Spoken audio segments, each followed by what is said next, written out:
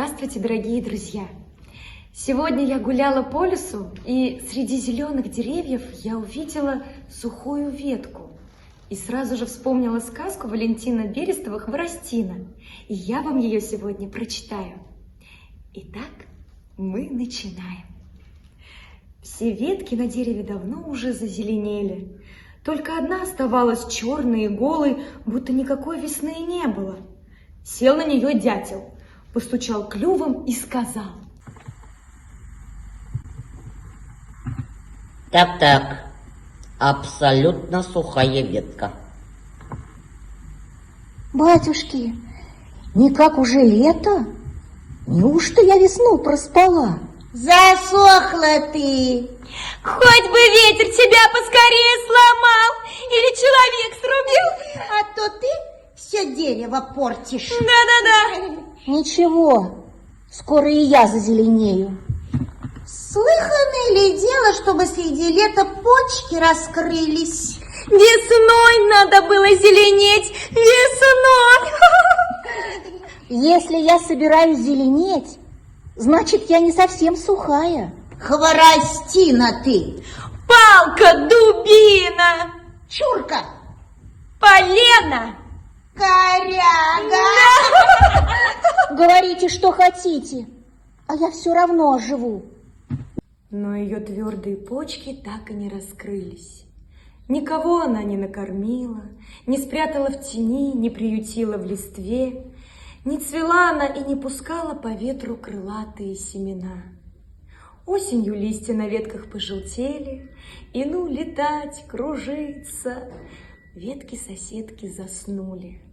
Теперь они сами стали черными, голыми. Сухая ветка ничем от них не отличалась.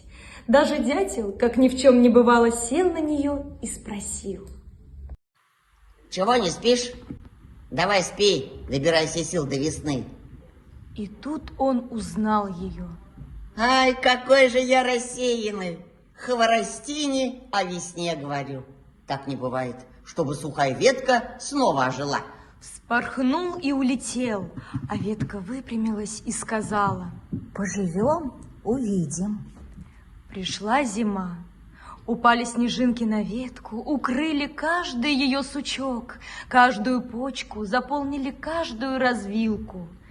Стало ветке тепло и тяжело, словно от листьев. Мороз. Иголочки инея выросли на ветке, окутали ее со всех сторон. Ветка так и засверкала в лучах морозного солнца.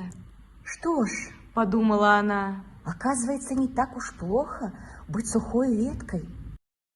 Хворостина-то за зиму не сломалась? Видать, крепкая. Услышала эта ветка и загрустила.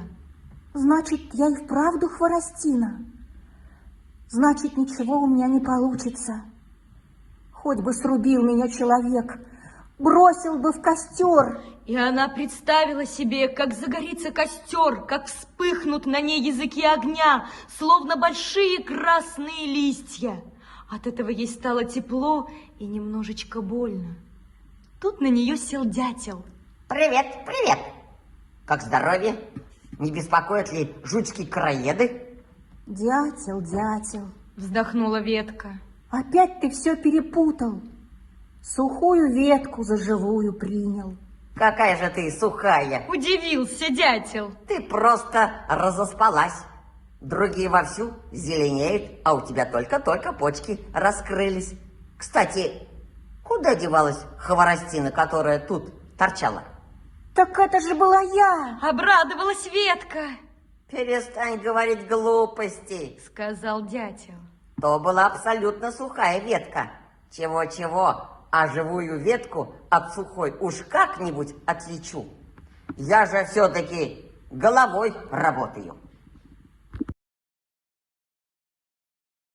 Наша сказка подошла к концу, а я вам желаю спокойной ночи.